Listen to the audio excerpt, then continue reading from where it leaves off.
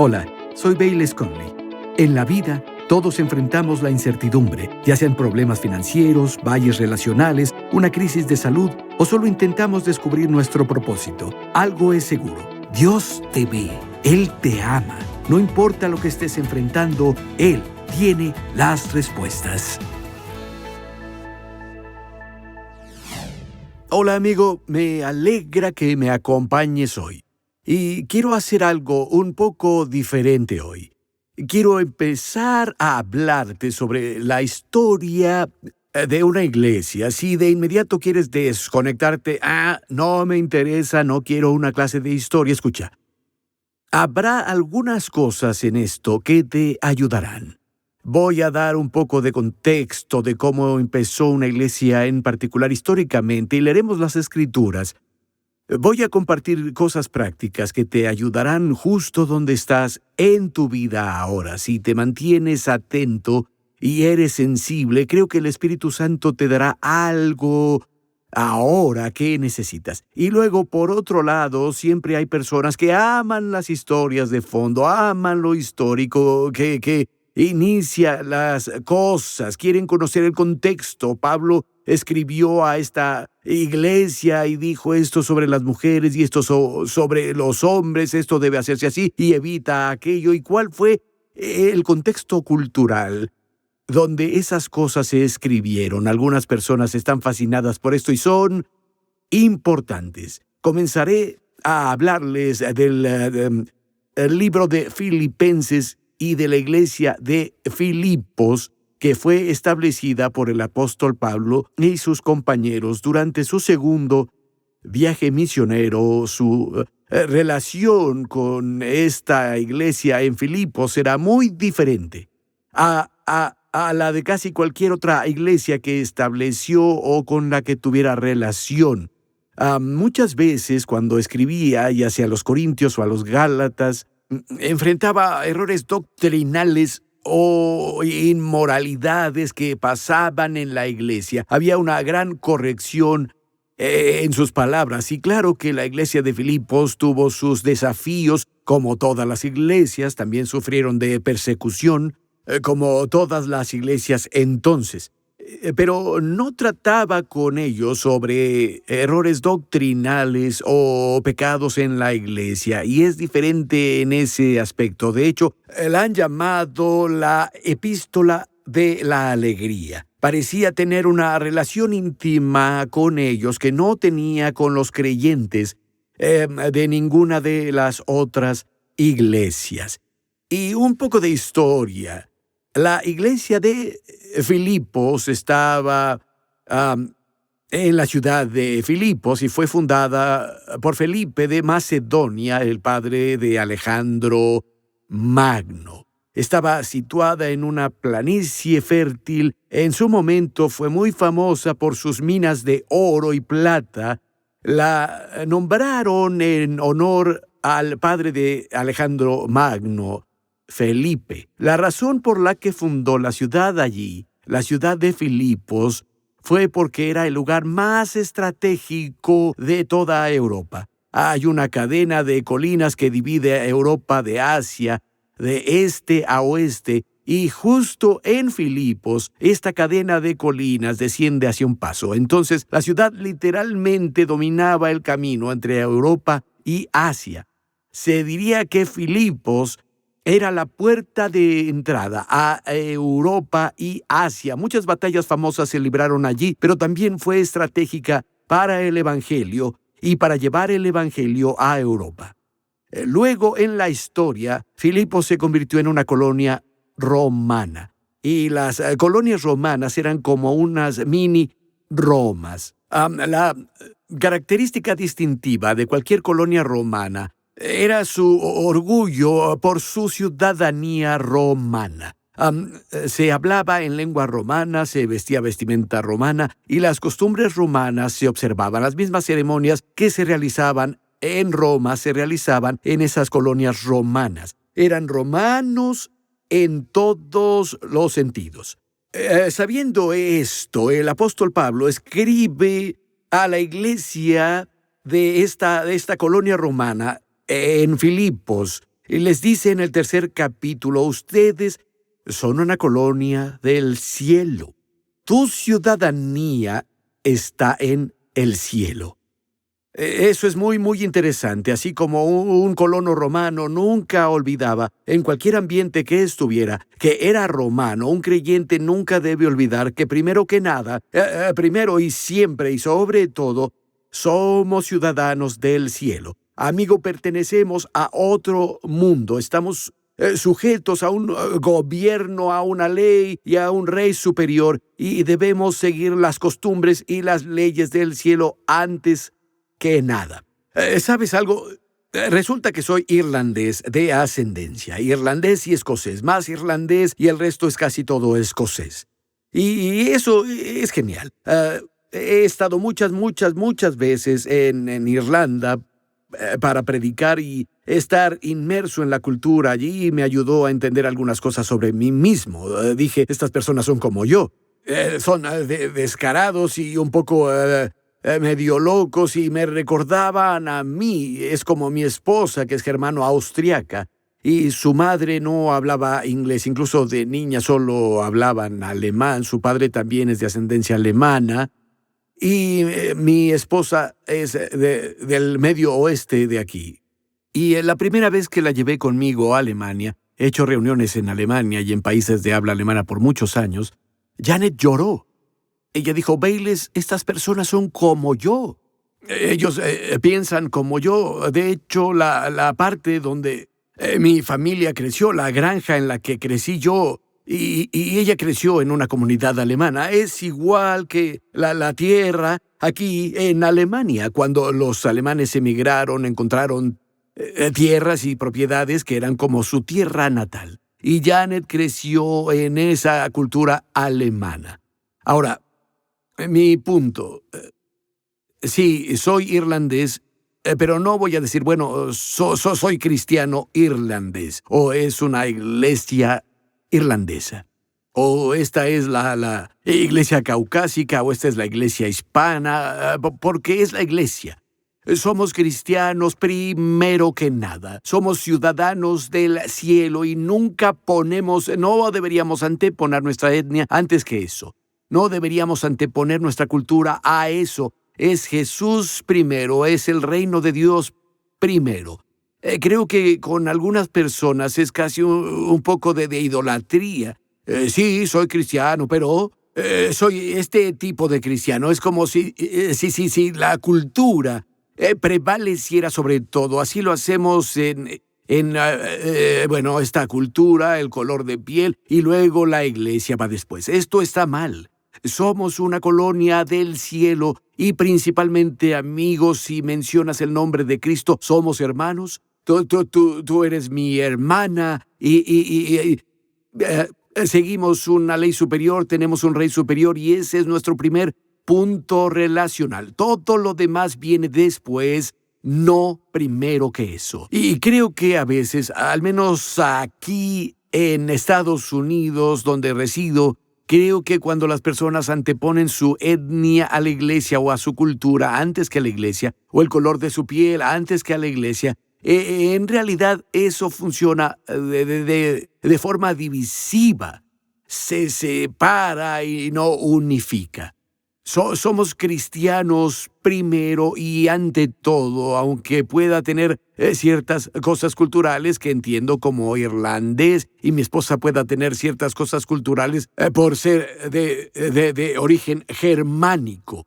Pero, amigo, todas estas cosas están por debajo del hecho de que somos cristianos, nacimos de nuevo, hemos sido lavados en sangre y nuestra tierra natal está en el cielo, nuestra ciudadanía está en el cielo y eso debe ser lo primero y ante todo, y en realidad no pensaba decirlo ahora, pero siento que es algo importante que transmitir. Bueno, Pablo llegó por primera vez a la ciudad de Filipos por el año 52 durante su segundo viaje misionero. Silas, Timoteo y Lucas estaban con él. Y, como dije, parecía haber desarrollado un fuerte vínculo con los conversos ahí que había ganado para Cristo, en Filipos, más que en cualquier otro lugar.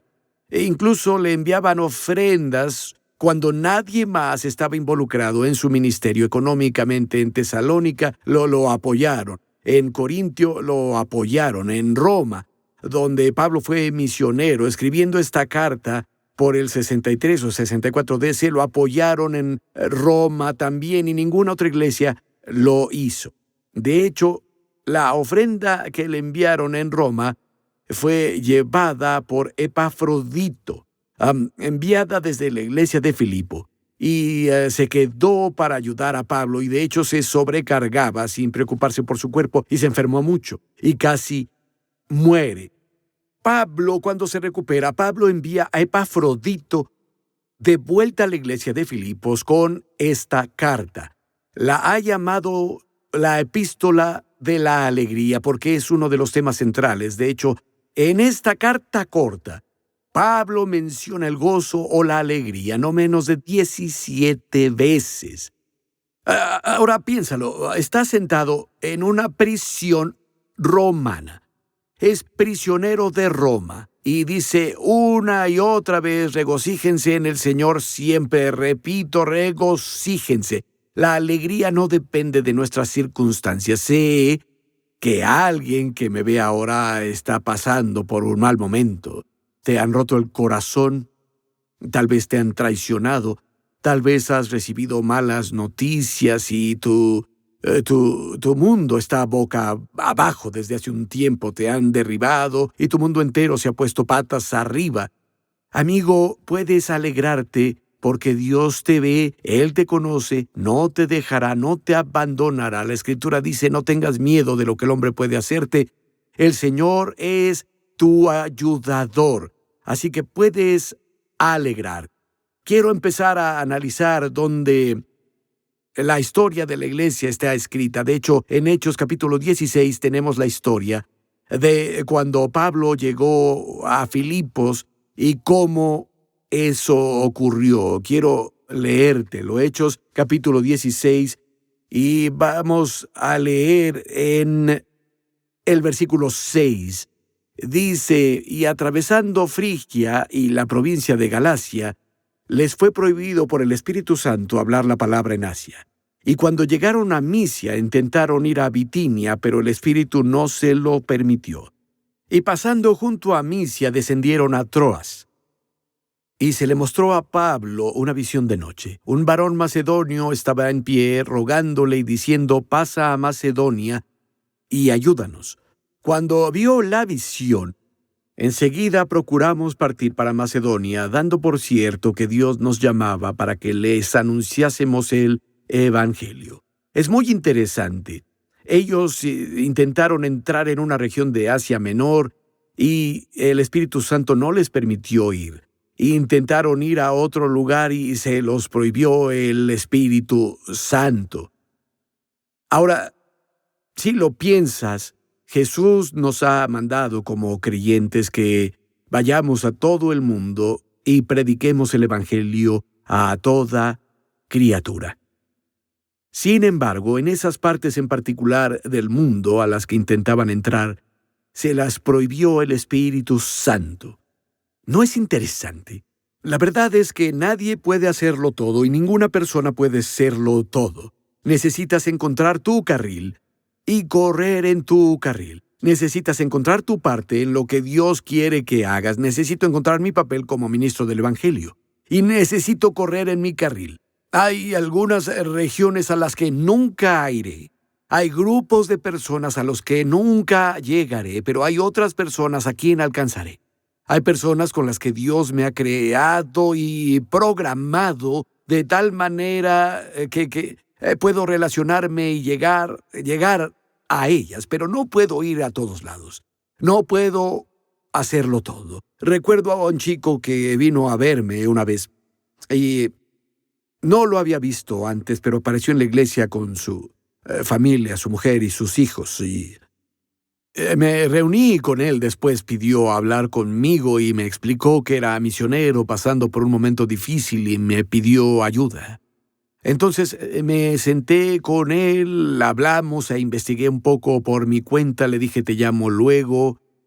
Y realmente lideró algunos equipos misioneros a su país natal, de donde era. No era estadounidense de nacimiento, era de otra región del mundo. Y solía recibir 2 veces al año a personas de la Iglesia General y de otras iglesias con las que de alguna manera se había vinculado. Llevaba unas 20 personas en un viaje misionero de 8 días, 10 días, 2 veces al año. Y creo que es genial, pero el resto del año no trabajó. No hizo nada, no estaba pastoreando una iglesia, no dirigía un estudio bíblico, no trabajaba, solo estaba descansando en su apartamento. Algunas de esas otras iglesias él las convenció para que lo apoyaran y se dieron cuenta de que este chico no hacía nada, hacía 2 viajes al año de 10 días y lo apoyaban cada mes, así que retiraron su apoyo. Y me reuní con él y le dije, escucha, muchas gracias por hacer esos viajes misioneros, pero tienes que conseguir un trabajo. Él dijo, pero soy misionero. Le dije, sí, ok, haces algunos viajes misioneros y es genial que la mano de Dios esté sobre ti, lo que haces lo bendiga, pero necesitas un trabajo y mantenerte solo. De hecho, oré mucho antes de reunirme con él y fui muy directo. Le dije, voy a ayudarte ahora. Y le di un cheque. Le dije, esto cubrirá tu alquiler de este mes, pero tienes que conseguir un trabajo. ¿Lo entiendes? Él me miró y dije, escucha, te está ayudando la misericordia de Dios. Este regalo que te doy no es una confirmación de que eres misionero y vas por buen camino, no es la mano de Dios bendiciéndote para que sigas como has estado. Esto es solo misericordia, ¿entiendes? Porque necesitas trabajar. Si un hombre no provee para su casa, la Escritura dice que es peor que un infiel. Necesitas un trabajo. ¿Entiendes? Si te daré esto, necesitas entender lo que te digo. Él dijo, lo entiendo, pastor. Dije, ok, y se lo di. En fin, no supe nada de él por unos 6 meses. Luego, 6 meses después, me llamó. Dijo, pastor, estoy en un problema, necesito ayuda económica como la otra vez. Y le dije, ¿conseguiste trabajo? Dijo, bueno, no realmente. Y le dije, lo lamento. No voy a ayudarte. Te dije que necesitabas un trabajo. Pasaron 6 meses y no lo has conseguido. Me llamó otra vez y dije, oye, deja de llamar, no te ayudaré de nuevo. Y apareció en la iglesia. Y me senté con él. Nuestra iglesia era nueva y muy pequeña en ese tiempo. Y me senté con él y me citó una escritura de Primera de Juan. Si ves que tu hermano tiene una necesidad y le cierras el corazón y no le ayudas, ¿cómo habita en ti el amor de Dios? Le dije, bueno, ese es un buen versículo. ¿Y leíste donde Jesús dijo, vayan a todo el mundo y prediquen el evangelio a toda criatura? Él dijo, sí. Luego lo llevé aquí a Hechos capítulo 16. Le dije, escucha. Y dije, el Espíritu Santo les prohibió predicar la palabra en Asia y el Espíritu Santo no les permitió ir a Bitinia. ¿No es interesante? Jesús dijo, vayan a todo el mundo, pero aquí el Espíritu Santo les prohibió entrar en esa parte del mundo. ¿Sí ves eso? Dijo, bueno, claro que sí. Le dije, el mismo Espíritu Santo que prohibió a Pablo que predicara la palabra en Asia Menor, me está prohibiendo ayudarte con dinero de nuevo. Necesitas conseguir trabajo. Y creo que es importante que nos volvamos sensibles al Espíritu Santo. Creo que el amor debe ser nuestro factor motivador, pero el amor de Dios que fluye de nosotros como un río debe permanecer dentro de los límites de la sabiduría y el discernimiento. Debe mantenerse dentro de los límites de la enseñanza bíblica y su sabiduría. Si hubiera seguido ayudándolo, no le habría servido. Eso no le habría perjudicado y perjudicado a su familia. Necesitaba trabajar. Era joven, estaba saludable, podía trabajar. No había otra razón que el hecho de que era un holgazán. En fin, volvamos a esta historia. Ellos quieren entrar en Asia Menor, intentan ir a Bitinia, el Espíritu Santo no se los permite. Por cierto, no fue la única vez que pasó. Creo que está en Hechos capítulo 13. Pablo dijo, oigan, planeé venir a ustedes muchas veces, pero hasta este momento me detuvieron. Es la misma palabra griega traducida como prohibido, donde el Espíritu Santo le prohibió predicar la palabra en Asia. Pablo le escribe a los romanos y dijo, hice planes, intenté venir, pero el Espíritu Santo me lo prohibió. Era sensible al tiempo de Dios y su camino. Hay algunas personas que solo dicen, bueno, bendito sea, voy a ir de todas formas, voy a confiar en que Dios me cuide. Amigo, el momento sí importa. Podemos tener buenas ideas, pero una buena idea no es necesariamente una idea de Dios. Creo que hay personas que toman decisiones grandes que cambian la vida. Por impulso, se mudan, se casan, firman algo grande y se comprometen a una enorme deuda sin darse tiempo de escuchar a Dios. Amigo, esperar a Dios no es tiempo perdido. Abre tu Biblia, ponte de rodillas, lee en oración y guarda silencio ante Dios. Jesús dijo, cuando el Espíritu Santo venga, hablará. Él te guiará hacia toda la verdad. Hablará a través de su palabra, hablará a tu corazón. David iba a construir un templo para Dios y de entrada el profeta le dijo, me alegra que tengas en el corazón hacer esto. Pero el profeta volvió a él y reiteró, sí, te dije que lo hicieras, es bueno que lo tengas en tu corazón, David. Sin embargo, no eres tú quien lo hará, tu hijo Salomón es quien va a construir el templo para mi nombre. David captó algo en su corazón. El profeta dijo, es bueno que en tu corazón esté esto, sin embargo, no eres tú quien lo hará. Entonces, todo lo bueno que captamos y que sentimos, puede que no sea el momento de hacerlo, tal vez no seamos nosotros a quien Dios ha llamado a hacerlo. La verdad es que Dios sí pone límites para nosotros. Quiero leerles de 2 de Corintios capítulo 10, si me lo permiten. 2 de Corintios capítulo 10 y versículo 13. Pero nosotros no nos gloriaremos desmedidamente, sino conforme a los límites y medida que Dios nos puso para llegar también a ustedes, porque no nos hemos extralimitado como si no llegásemos hasta ustedes, pues fuimos los primeros en llegar con el Evangelio de Cristo. Piensa en lo que Pablo dice aquí a los corintios. Dijo, no vamos a presumir sin medida, vamos a quedarnos en los límites y medida que Dios nos ha puesto. Habla de límites específicos. Es curioso, ese mismo versículo de la traducción de Barclay dice, no os quedaremos dentro del límite de la esfera que Dios nos ha asignado. La traducción de Weymouth dice, nos mantendremos dentro del límite, del campo que Dios nos ha asignado como límite. De nuevo, otra traducción dice, no excedemos nuestro límite determinado. Dios sí pone límites. Pablo podría haber violado lo que el Espíritu Santo le prohibía hacer. Podría haber ido a Asia Menor y predicado, podrían haber ido a Bitinia. Algunas personas lo han llamado fe audaz, pero en realidad es arrogancia. Creo en tener una fe audaz y confiar en Dios con tu vida y arriesgarla porque su palabra puede ser confiable, pero la Escritura dice, la sabiduría es lo principal.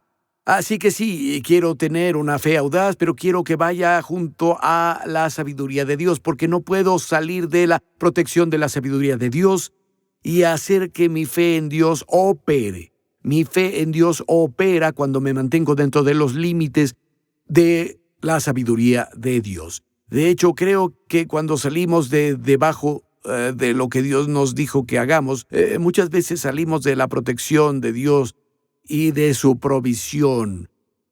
Ahora, tenía un amigo. me contactó un día. Dijo, Bayless, tengo una reunión en Kansas. Era un estado cercano. Dijo, me gustaría que fueras conmigo y dirigieras la adoración, cantes algunas canciones y compartas tu testimonio y luego predicaré. Le dije, ok, sí, iré. No oré por ello, solo dije, me apunto, iré. Tenía el día libre, miré el calendario. Y después de que se fue, yo sentí algo raro por dentro. Algo no cuadraba. Me arrodillé y oré con fervor. Y no sé exactamente cómo. No se nos cuenta cómo Pablo y sus compañeros fueron prohibidos por el Espíritu Santo. No se nos dice cómo el Espíritu Santo no les permitió hacer ciertas cosas. Puede que fuera una palabra que el Espíritu les habló, tal vez a través de un sueño o una visión. Puede que fuera un testigo interior. Pero tuve en mi ser un fuerte testimonio interior y reconocí que el Espíritu Santo me decía que no fuera con él a Kansas. No sabía por qué, pero sentía que no debía ir allá. Lo llamé y le dije, oye, te di mi palabra de que iría y voy a ir, cumpliré mi palabra. Pero tengo la sensación de que no debería ir. Solo te digo que siento que el Espíritu Santo, no sé por qué, no digo que nada malo vaya a pasar, solo siento que no debo ir. Me gustaría que me liberaras, pero te di mi palabra. Si quieres que vaya, no romperé mi palabra, iré contigo. Dijo Bayless, por supuesto, quédate, voy a orar un poco más por si debo ir. Lo hizo y fue ahí, tuvo una gran reunión. Hasta hoy no sé por qué yo no debía ir, pero sigo convencido totalmente de que Dios fue quien me guió. En mi vida, cada vez que he violado eso, siempre ha traído problemas. Recuerdo una vez que volvía a casa y de vuelta en mi auto sentí que el Espíritu Santo me dijo que tenía que tomar una ruta indirecta a casa. Me habría desviado varios kilómetros del camino. No usaría la palabra prohibido, pero sentía por dentro no debía ir a casa por el camino normal. Recuerdo que dije, siento que el Espíritu Santo me dice que conduzca por otro camino, pero solo voy a orar. Señor, te pido tu protección, no quiero desviarme varios kilómetros. En fin, llegué a una intersección, tenía el verde, pasé y una mujer se pasó el rojo y chocó contra mi auto. Y recuerdo que pensé, sí, debía ir a casa por otro lado. Podría contarte historia tras historia tras historia. Dios lo ve todo, lo sabe todo.